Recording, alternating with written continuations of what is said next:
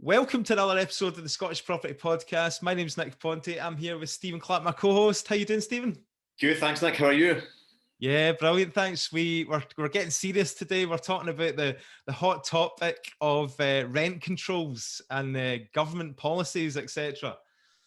Well, I mean, and we're, these are interesting subjects to talk about, and for the younger person coming into property that wants to make loads of money and see the kind of the shiny objects of it might not be the most exciting subject. And even myself, as in a kind of more aggressively acquisition stage of my portfolio, it's not the kind of be all and end all what I'd like to think about or talk about. But this is a really interesting subject, and this is the future of where the private renter sector in Scotland is going to go. So it's such an important topic, isn't it? There's a lot of headlines around at the moment about, the Greens getting into power with the SNP. And obviously the Greens have got an agenda where basically, let's face it, they hate people making money from property and they hate landlords, and they're all for tenants' rights.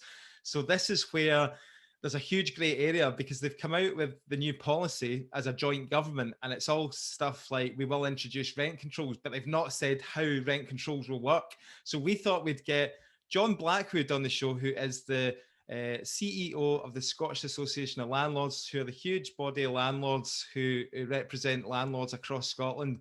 And John and his team, they're the ones that are involved with discussions with the politicians when they obviously try to get through these policies and these basically legal changes. Then they consult people like the Scottish Association of Landlords. So it's good to get his view on all these changes that are happening. Yeah, we couldn't get a better guest on to discuss these topics. And basically, John Blackwood and Sal are the kind of the voice for all of us kind of landlords and investors in Scotland. They're the voice that go to to object the policies they're trying to implement, or try and basically let our voice be heard. Exactly. So it was good to get his view on it, and we went into all different things: tenants' rights, landlords' rights, or the little rights that we have, some would say. Talk about, banning evictions over winter, talking about rent controls, how they basically don't work in other countries and how they actually backfire and have a negative impact on the actual problem that the government are trying to solve, which is basically a shortage of housing. And rather than, everybody agrees that the way to resolve this is by increasing the supply of social housing, building more houses to rent, affordable houses to rent. Rather than doing that, they want to cap rents, which basically could have a negative impact. So we go into that as well. And I wouldn't say there's many pros from our point of view, but the cons and how that can have a negative impact on the whole private rented sector. So we'll cut to the interview with John Blackwood. Okay, so welcome to the Scottish Property Podcast. We're delighted to have CEO of the Scottish Association of Landlords, John Blackwood. How are you today, John? I'm good. Nice to be with you, Nick. Nice to see you again. Thank you for joining us, John. Thanks, Steve. We thought it'd be good to get you on. I mean, the latest news is that the Scottish Greens have joined government with the SNP, and there's obviously quite a few changes to the private rented sector that they're proposing. So I know you're not a politician, you obviously act on behalf of landlords, but we thought we'd put some of these kind of proposed policy changes to you. You'll know from being on the ground talking to landlords what the main concern is amongst landlords and property investors. So we thought we'd have a conversation around this because it is quite a hot topic at the moment. And let's just start off though, John, what it is that you do and what your background is, if you could just fill us in quickly. Yeah, no bother. As you mentioned, Nick, I'm Chief Executive of the Scottish Association of Landlords. So as an organisation, we're the largest landlord and letting agent organisation operating in Scotland. So we literally have members from every postcode area in Scotland. So we're really delighted and proud to be able to say that. So our main aim is, of course, representing landlords, bringing landlords together. We really want to try and create a space and place for landlords and letting agents. For many, many years, as you know, landlords and letting agents feel nobody's interested in listening to our concerns or even supporting us. And when we started, Sal, believe it or not, 20 years ago now, a few of us came together as landlords and as letting agents ourselves, and said we need to create a body, create a voice for landlords and letting agents so that we can communicate with government, we can influence government policy, and really speak to the politicians directly, expressing our concerns and our ambitions as well too. And that's what we've been doing for, as I say, the last 20 years and more. But the important thing with SAL is that we are an organisation of landlords and letting agents ourselves, representing others. So, and as well as obviously representing the views of landlords, taking them to the heart of government, at both Holyrood and Westminster, of course, we've got a wide range of resources available to members. So there's a lot of useful stuff in the members area of the website.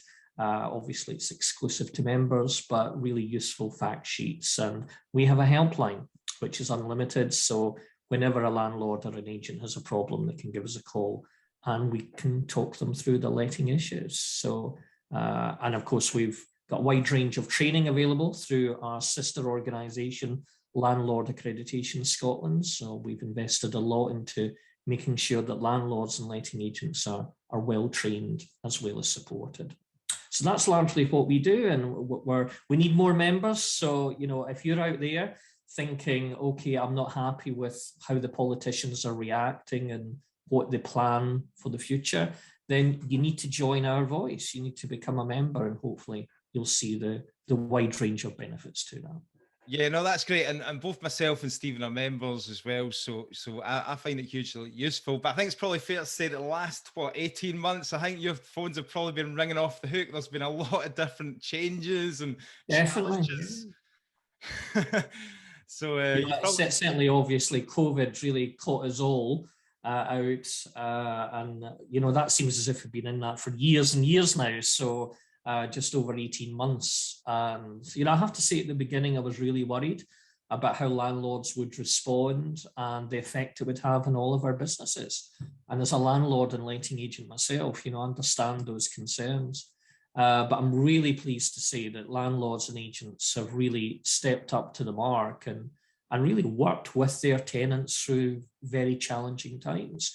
And we've seen landlords being able to help tenants by reducing rents or giving them, you know, longer to be able to pay up the rent, for instance, and moreover, just working with them through these challenging times. And, you know, I think that's been fantastic. And we've got some good press coverage out of that, where landlords have helped their tenants sustain tenancies to avoid evictions, which is in everybody's interest, the landlords as well as the tenants. Yeah, that's good. That's definitely from the opposite side that we're used to hearing in the press, isn't it? So it's good to see these positive side effects. Like, I think we all didn't expect as well. We thought it was going to be a bit doom and gloom when it first came in.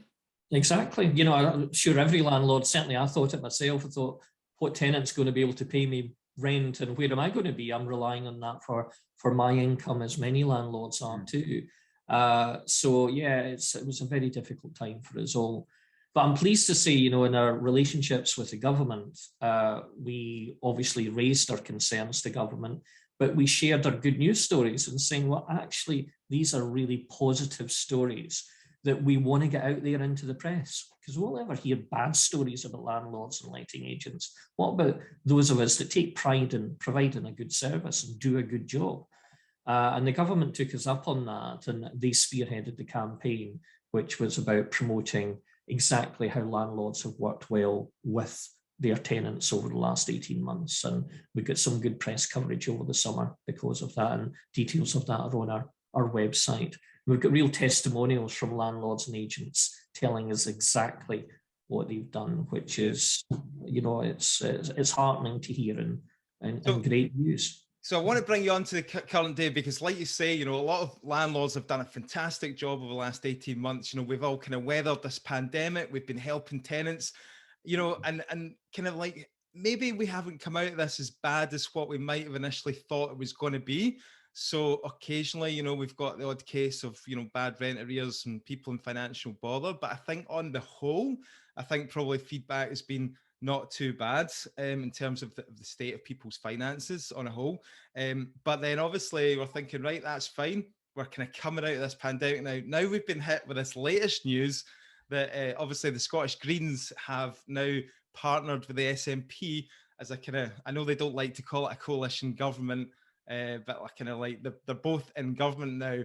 And obviously we won't go too much into the political agenda there behind the whole thing, but this is where we're at just now. And there is a real fear, I think, amongst landlords because, let's face it, the Scottish Greens or the Green Party basically hate landlords. I think it's pretty fair to say they're pretty much against that sector. I think Patrick Harvey himself has been quoted in the past with sort of similar lines. I don't have anything to hand here, but what are you hearing from members at the moment? Have people been calling up about this? Talk in the press of these kind of hard rent controls, and in a minute I'm going to go through all the different points that on the government website that they've outlined for this kind of new deal for tenants. But have you been taking calls from landlords that are concerned about this, John? Yeah, and of course we've got our branch meetings as SALs, so every week I'm speaking to members, albeit online at the moment, and I have a regular coffee and chat session with members every month too. So we've very much got our ear to the ground, and we've got our own concerns as landlords and letting agents as well too. It's not so much a surprise, I have to say, if I maybe take you back a stage, as we came up to the Scottish elections. Certainly was very clear from the Greens manifesto, and we certainly sent out information to our members about what all the parties were saying about private housing in Scotland and what they would do if they get into power. And the Greens were very, very explicit about what they would do with the private rented sector. So the notion of rent controls, bans on evictions, etc., that was all mooted in the manifesto before the election in the spring. So that's when I first saw that literally in black and white, and thought, actually, do you know what? Obviously that would have a major impact on the confidence that landlords and letting agents have in continuing to invest in the sector. So shortly after the election, as you know, the Greens got a great deal of support from people voting for them, because they very much went out there and said, this is what we will do. Now, that's very easy for opposition parties to do that because they can promise the earth. And when I certainly looked at that, I thought, well, that's not landlord friendly, but it's certainly tenant friendly. And tenants are voters, and a lot of young people are tenants in the private rented sector. So, of course, they feel disempowered in many ways. And by giving the Greens a vote, then they think that they will be supported as private tenants, which I completely understand. So shortly after the election, certainly we got wind that the SNP wanted to have discussion, shall we say, with the Scottish Greens about how they could work together in the new Parliament. And of course, the big agenda is, of course, independence. And the SNP was keen, as a minority government, to think, well, how can they push their agenda forward? And that's always difficult for a minority government. So, of course, what they've been working on is creating a pact, a cooperation agreement, as they call it, with the Scottish Greens. And that's exactly what we've recently seen a little bit about the detail of, which they published on their website. Shall we run through that then? And that'd be so basically, this is taken from the Scottish Government website. Obviously, their policy, if you like, they've kind of joined together and come out with these. I mean, there's a whole host of different sectors. So this is just taking the housing sector, which obviously they've put on their website. So the first point is that they're going to try and deliver this new deal for tenants, as they put it. They've put it out to a consultation, right? So can you just explain a little bit about what how it will work in practice? Aye. Yeah.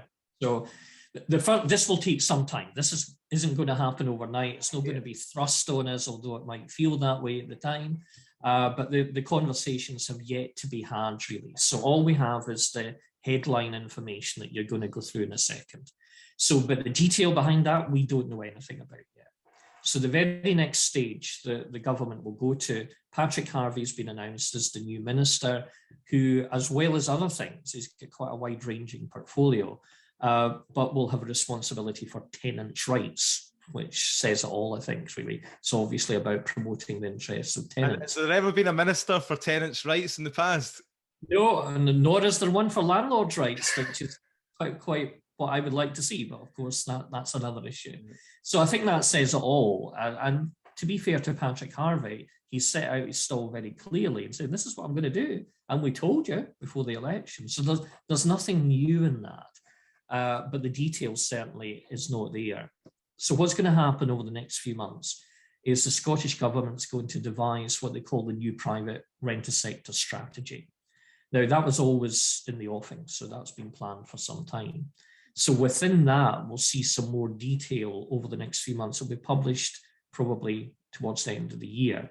And they're working on that literally as we speak. And that will give us the bare bones, or shall we say the footprint for future legislation that's going to come in.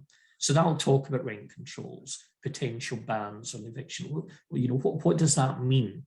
And why do we need it in Scotland, for instance? And other things, we talk about housing regulator as well too. So what would that housing regulator do?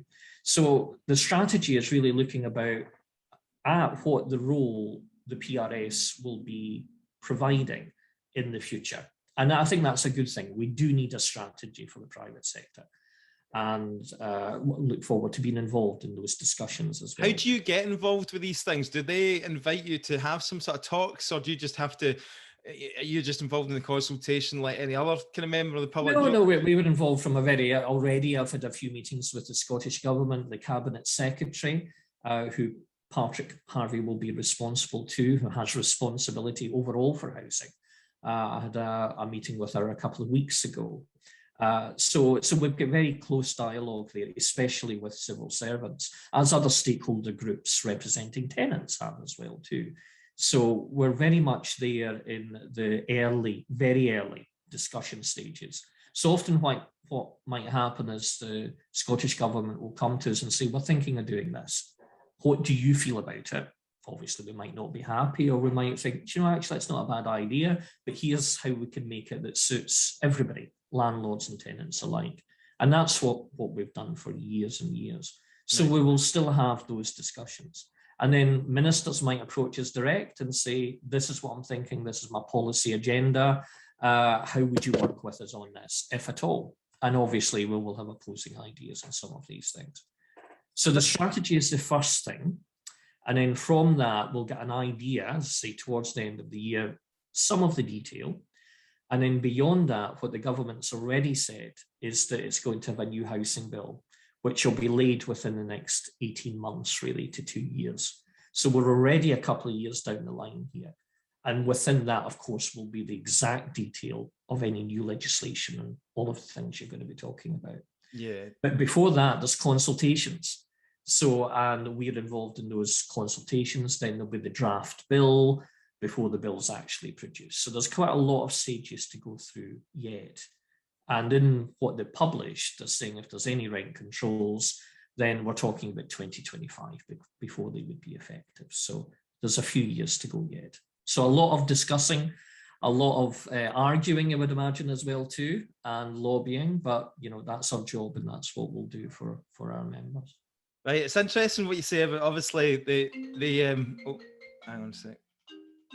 Sorry, my phone went there.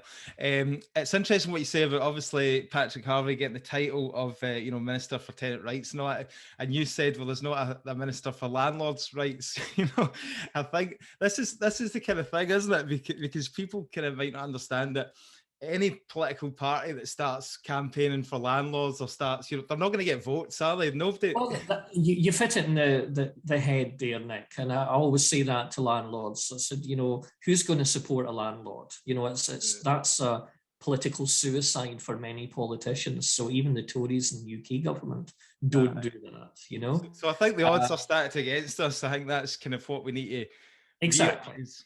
Exactly. And the same for, you know, those operating who are landlords and landowners, and representing landowners. They'll say they're worse off than us, you know. So, you know, who supports these people who are seen as the wealthy in society? My argument is landlords are not, yes, of course they have wealth in the sense of they're renting out properties, but they're ordinary people like you and I who are doing everyday jobs who happen to have invested in property. And they're providing a very valuable and useful service to helping house Scotland's people. And we can't take away from that. But I think one of the issues is, and this is seriously something we do need to tackle, is you've got landlords out there thinking all the rights are given to the tenants, and you've got the tenants out there saying all the rights are given to the landlords. And in reality, the truth is somewhere in between the two. But the rhetoric we've seen in the press from Patrick Harvey and others is that landlords always get it their own way. We've actually seen that printed in the press. And I've heard it in Parliament where we're saying, it's the landlord lobby that rules this government because the government won't go against them. Now, I have to be honest and say I don't see that. And there's many landlords out there will think that's not true.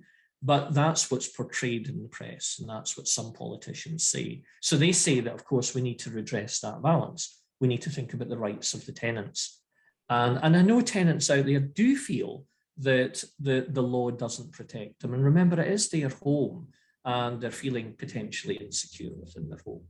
So I think we need to make sure that in the sector, both customers, in the sense of our tenants, and the suppliers, in the sense of our landlords and letting agents, feel empowered to be able to develop relationships which are sustainable, keep tenancies going, which is what everybody wants, and make sure that we have a profitable and well-managed private rented sector. That's the challenge for the future, and that's certainly much what my agenda is.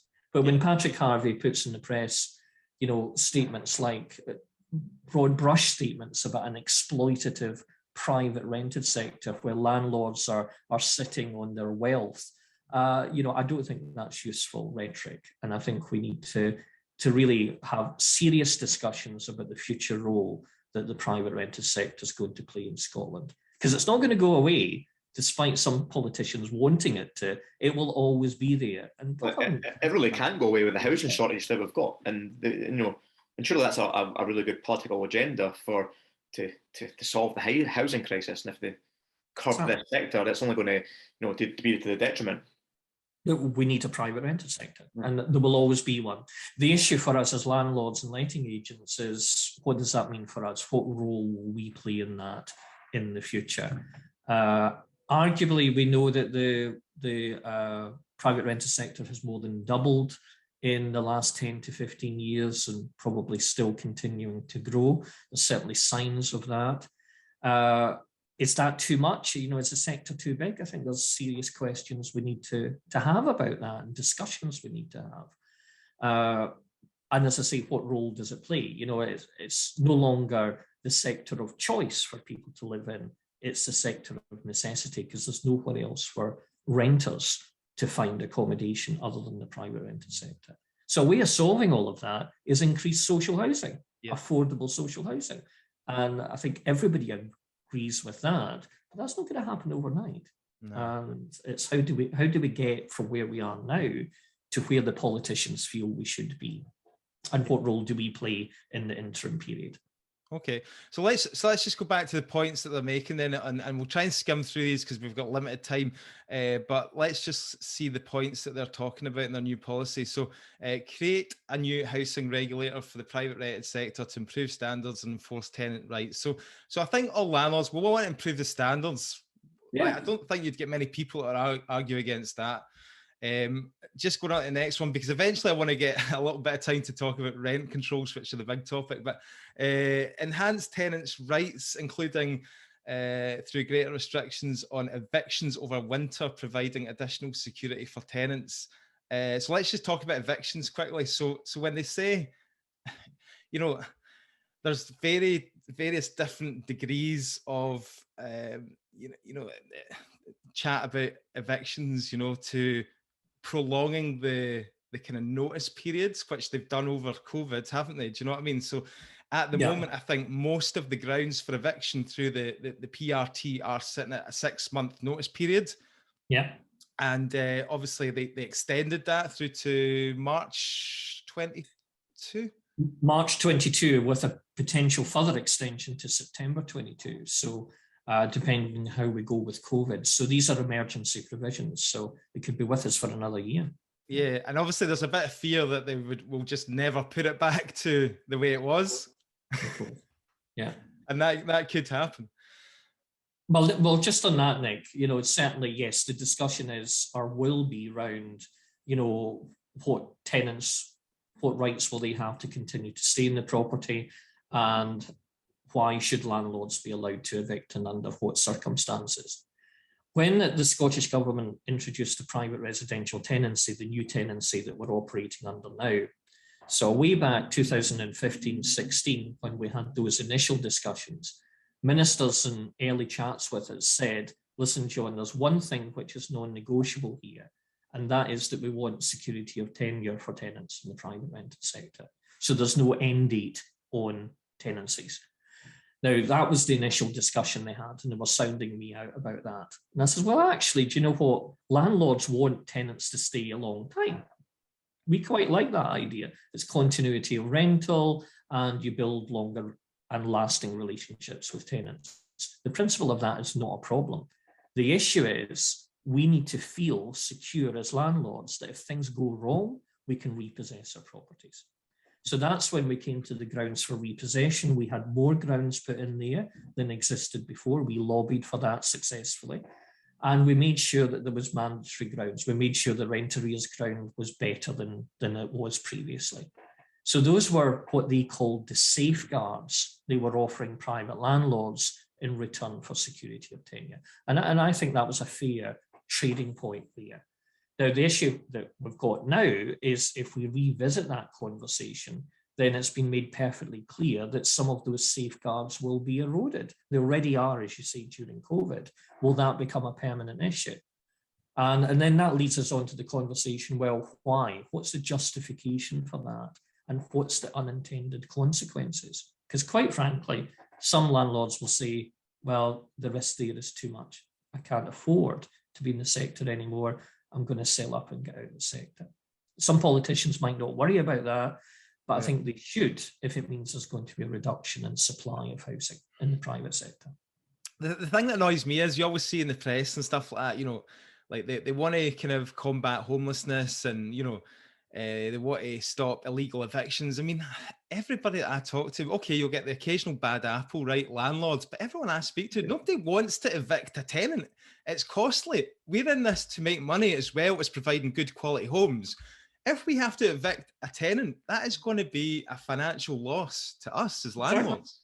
Exactly. And that's the point. I know you're going to go into rent controls, but, you know, rent spiraling out of control, if they are, and I even question if that's the case, but let's imagine that is the case, that's actually not a good thing for a private landlord or a letting agent. Because what does that mean? Eventually it becomes unaffordable for the tenant. You fall out with the tenant, they don't communicate with you, they don't pay their rent, so they get into debt, you have no income, and you then need to go and evict. So that's a long, costly process that no landlord and certainly no tenant wants to go through. So, and you know, what's the reason behind, I mean, why do they keep emphasizing about, you know, no evictions during winter? Is it just a case of because they don't want people like sleeping out in the streets when it's cold, or what? Why is it winter? What does that mean? I don't know what that means. Is it because it's too cold in winter? And how long is winter? You know, how do you define that? You know, in Scotland, that could be a long time, you know. Yeah. But then, you know, and it does exist in some other European countries. It's often cited in France that that's the case. But, you know, we're never really comparing apples with apples here. In Scotland, we have a system whereby if you were evicted, the local authority has a statutory duty to provide you with alternative accommodation. Now, that maybe doesn't exist in some other countries, but it does here in Scotland. So we need to look at the justification for it, and what exactly it means, and what's the intent of the legislation. So all we know is a ban on winter evictions. We need to go into the detail of what does that mean for you and I, and why? Why do we need it? Because we should only have it if we do really need it in Scotland. Yeah, I think a lot of this stuff, the devil's in the detail, which will become apparent later down the line. They're going to introduce new rights for tenants, for example, giving tenants greater flexibility to decorate their home and to keep pets. Now, for me, that's not an issue. For some landlords, I think, you know, they have a no pet policy, but, you know, we can take it. Could be for some, and you're right. My initial reaction to that, you're tinkering around the edges here, playing to the populace, because lots of tenants will think, oh yeah, I want to do that. You know what, personally as a landlord, you know, I don't have an issue with people wanting to personalize their homes. But that's because I know them. I've built up a good relationship with them. They're taking pride in their home and how it's looking, and I'm happy with that.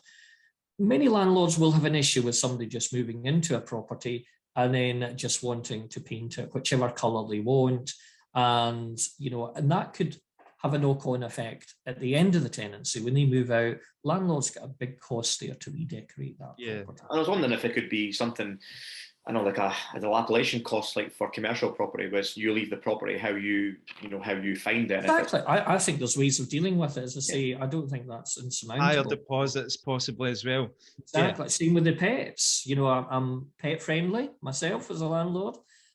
Your pet's a part of your family. I get that. But let's face it, if the property is destroyed or damaged in any way, the tenant has to be liable for that at the end of the tenancy. If it's them that's caused it. So are we talking about higher deposits? Is that the solution here? So these discussions have yet. Well, this is another vote winner, because during the pandemic, everybody was going out and getting dogs and puppies and all that as well. Do you know what I mean? So they've probably seen that as well, that kind of trend, and gone with that.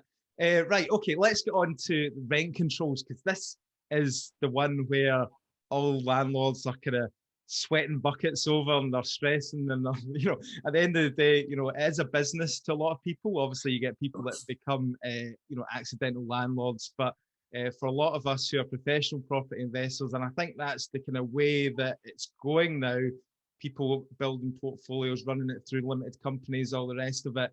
As a professional landlord, we are running it as a business. If the government come along to us and say, right, you can only charge this much, and we're basically taking out all the market forces for supply and demand, and we'll decide what you can charge your tenants. A lot of people are stressing at this. So they've put in on their website, they have put, we will also implement an effective national system of rent controls with an appropriate mechanism to allow local authorities to introduce local measures. We will consult on the options, deliver legislation, and implement rent controls by the end of 2025. Again, there's no detail on this, John, but we've already got some system of rent control in Scotland, but it's never been used. Can you just explain, just very quickly? Yeah, to be fair, all we have through the private residential tenancy is, and through that particular act, is the provision for local authorities to implement local rent controls, which would be a cap on, if there is a need, and they would need to justify the need to Scottish ministers, they'd put a cap on how much you could put the rent up potentially per year, or 12 months after you last raised it. Now, that's never been actioned effectively, because the bar of proof for a local authority to go to the Scottish government is quite high. So I think there is an argument for them to look at that. As I said earlier, if there is a problem with rent spiraling out of control in certain areas, we do need to tackle that. We need to look at that. And I would argue probably the reason is there's a lack of supply, because that's why it's happening. So let's deal with the supply issue, and that will bring rents down, because that's the way the market operates, always has done, always will do. But does that mean we need a blanket approach for the whole of Scotland? I don't think so. And I'm sure you guys like me will have rents which are way below market value, because you've got tenants who've been there a long time, and generally many landlords don't raise the rent. So we need to understand exactly what rents are being charged out there. So that's where we are at the moment. It's where we will end up is the big question. And as you say, there's no detail of that. So will it be linked? The Greens are talking about linking it to income. So how do you assess that? And what's the consequence of that? Well, landlords could end up saying, well, I'm only going to take tenants who earn over X per year. So it makes the sector more exclusive, because landlords will become more choosy. And so just to interrupt there, sector, then it means there'll be less accommodation and higher rents in the future, and less landlords renting. And that's not good. So This is where it kind of goes a bit, if the Greens get their way, and if you go on their website, they talk about having, rent should be 25% of somebody's income. So if I put a property up for rent, and I get a couple that come, and between them, they've got £2,000 a month coming in, but then I get another couple that have a higher income, well, then I know where I'm going. I'm going to go with the ones that have got the higher income, which surely goes against the whole thing that they're trying to achieve, try to help people on lower incomes, which is going to have a kind of some negative of those people in lower incomes are great tenants that we all value at the moment, and they live in our properties for a long period of time. So we would be getting rid of a whole sector of potential customers, tenants for us as landlords, which is ludicrous in a way. Yeah. But even if you take that analogy, thinking about it being below the 25% of your income, if you look at the statistics that we have, vague as they might well be, even based on average rents in Scotland and average income in Scotland, I think the figure works out about 19-20% is what they're actually spending at the moment from their income. So we're already below 25%. So, but I appreciate for some who are paying high rents on low incomes, that might not be the case. But average across Scotland, that's where we seem to be. Well, that's a choice for the tenant, though, to choose that property that's a higher value property. They can, if they're on a lower income, they choose a lower value property. It's about choices. Yeah, but it's about, Stephen, it's about availability as well too. So in some areas, tenants don't have a choice, so they have to take accommodation which probably is unaffordable for them. So I do see it from a tenant's perspective as well too. But let's get the facts. My biggest argument against rent control as it stands at the moment is, tell me what the problem is. Go out there, tell me what the rents are. I don't know. I can only tell you what mine are and what members tell me theirs is. But let's get the stats. I want to see proper figures on what rents are actually being charged, not marketed, actually charged in Scotland. And let's see if there is a problem. Yeah. And I'll be the first to say, do you know what, if you can evidence to me that there is a problem with rents being out of control in Scotland or being unaffordable for certain groups, or whatever, however you benchmark that, then that's harder for me to argue against because the facts speak for themselves. And then if there is a problem, as I say, let's tackle that problem. If the problem's in Edinburgh, well, let's look at what we can do in Edinburgh to alleviate that problem. Yeah. Rather than saying the rule that applies in Edinburgh has to apply to Scottish Borders, for instance, or somewhere in the Highlands, where there might not be a problem with rents being charged. A couple of things pop into mind there. I mean, I'm thinking to myself, right, you talked about rent spiraling out of control and that because of supply and demand, we've experienced properties in the West End of Glasgow, for example, which is a prestigious area, loads of people looking, high demand for students, etc., which has boosted the prices because they're all coming back at the one time. Rents have gone crazy high, but the type of people that are renting these properties, they're not on low incomes. So they're on good salaries, or else they are getting their parents who are guarantors who are on good salaries as well. So for me, there's an issue there. You're not renting out to people who are struggling there in these areas. Like you say, certain areas where people are on low incomes, there's high concentration of social housing, high concentration of people on benefits. Maybe that's where you need to be careful what you charge because we don't want people getting into difficulty. But in these areas where you have these attracting these type of tenants, then generally we go in line with the LHA rates anyway, which are set by the government. So, it's not like I think you'll speak to most landlords, they're not trying to kind of screw anybody over here, but, there might be the odd one or two that tries to kind of get away with it. But the trouble is the wider general public think that is the case, and that's exactly what's happening. And we have to understand that and accept that to a certain extent. I think the issue is what the future might hold here.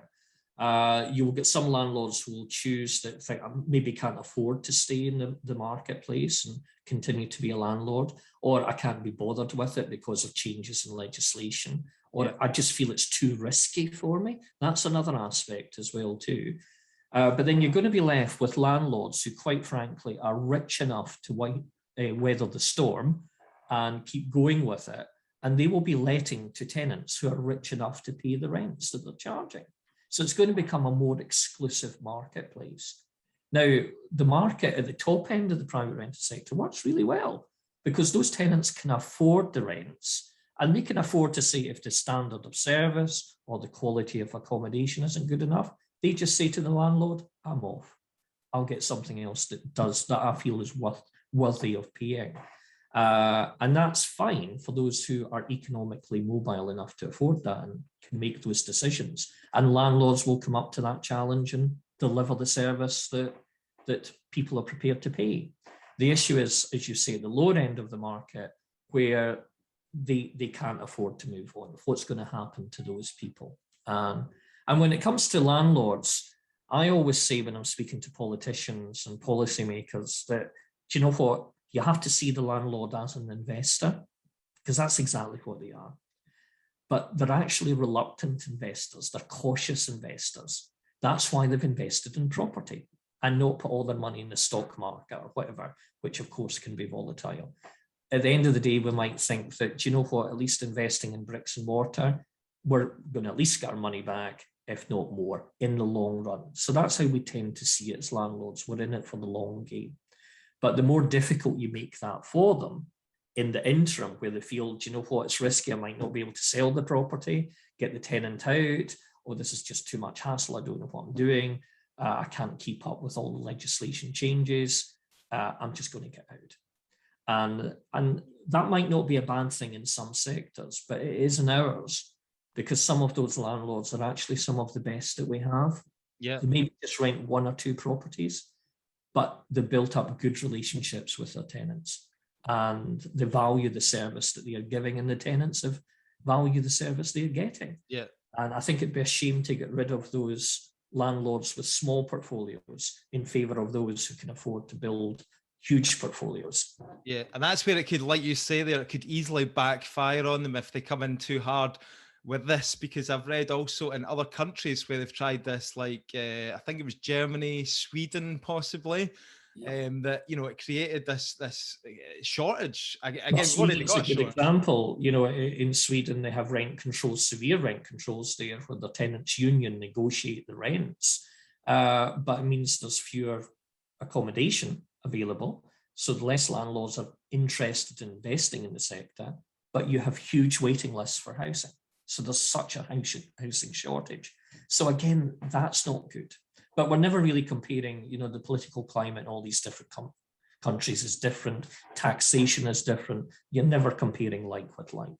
Yeah. So we need to come up with our own solutions for Scotland. I mean, you can imagine it would almost create like a black market, if you like, of, you know, of rented properties who people, you know, just go and do their own thing, and then it could just get out of control. But like you say, we don't know the details. We need to know the facts. We need to know exactly what they're proposing. But it is good to have this conversation about what could happen. So we appreciate your time today, John. We do have some listeners' questions just quickly. You know, so basically, we've got a couple of listener questions. Duncan McLeod has said, as somebody about to enter the world of property, is it still worth doing with the government appearing to have landlords in their sights? So I think you touched on that. A lot of people just look at this and say, I just can't be bothered with this. You know, and you're probably hearing that. It could be. It will always be an opportunity for some.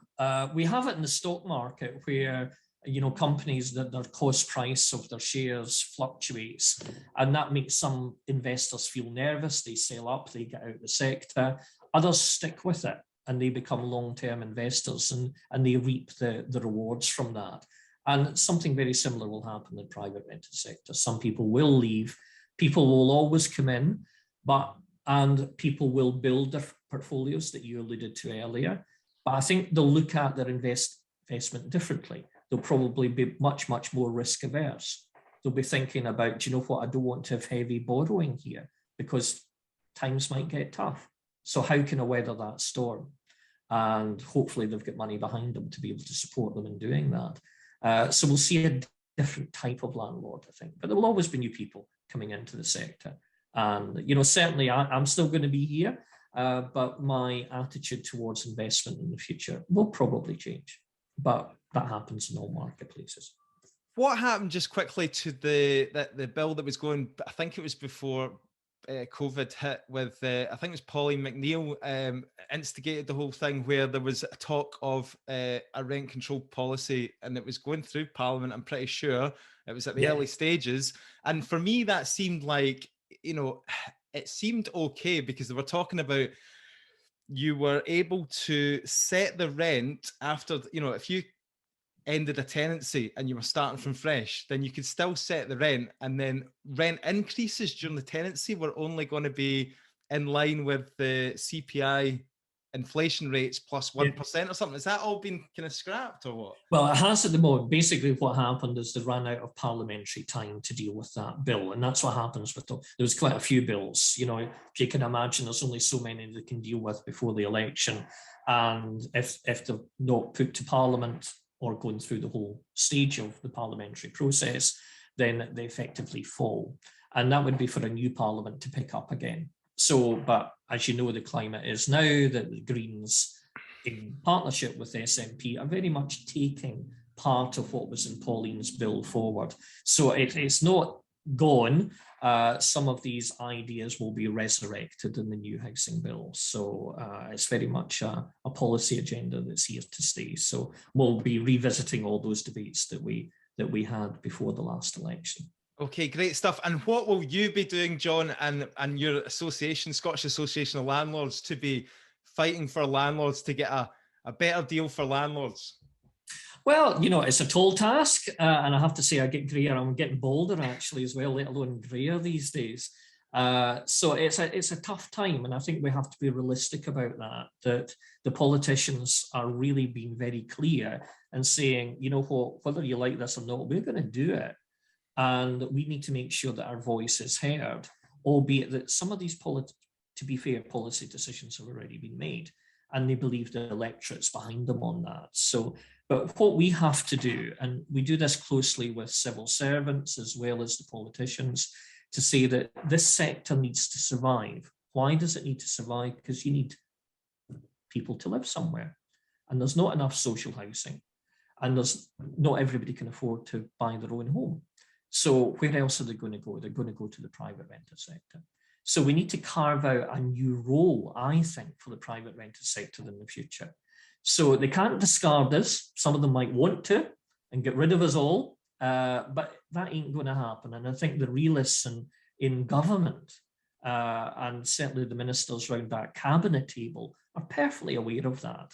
And they'll say that we need to find a way of making this work that suits their own electorate as well too, and their voters. So I think it's going to be tough talk that we're going to have over the coming months and years. But we are there as Sal. We are the voice for landlords in Scotland. We're recognised as that. As I say, a regular of the meetings with not just ministers, those in government, but those in opposition as well too. And they will come to us and say, listen, we are still unsure as to what our position will be on this. What do you think? And what's your rationale for it? So that allows us to influence the debate. And I think even with the private rented sector tenancy, PRT, some people might not like it, think it's horrible, but actually it would have been a hell of a lot worse had we not have influenced the changes that we did. And we need to make sure that we keep continuing to influence and make some sense of any future policy that comes in. But I'm under no illusion that's not going to be an easy job, but we'll keep doing it. Great stuff, John. Well, you're off to catch up your members now. We hugely appreciate your time for coming on the Scottish Property Podcast, and we'll catch up again soon. That's great. Nice to see you both. Thanks a lot, John. Listening in. Cheers. Thanks, John. So, guys, I hope you enjoyed that interview with John Blackwood. There's so much value that comes from my chat with someone like John Blackwood. Such a knowledge and such an important guy to have the voice of our sector. Yeah, once you start building a portfolio and you're basically got a lot of your eggs in the one basket here, and at the end of the day, tenants are the customers. It's a business. We are serving the customers as tenants. So anything that happens where it gives the tenants more rights, the customer more rights, that is going to affect you as a business. So you need to look at it that way. So yeah, you need to keep up to speed with all this stuff. And as the Scottish Property Podcast, we want to keep you updated with all relevant topics, news, discussions, and we want to be a platform for that. So yeah, hope you found it useful. As always, guys, please tag us on Instagram, myself and Stephen. And if you take a screenshot, we'll send it out to our followers as well. Absolutely, yeah. Instagram, LinkedIn, or Facebook. You can get in touch with myself and Nick, and please get in touch with us if you want to feature any topics, any current issues you have on any subjects we've maybe not covered. We're always open to new suggestions. Thanks again, guys, and speak to you again next week. Thanks a lot, guys.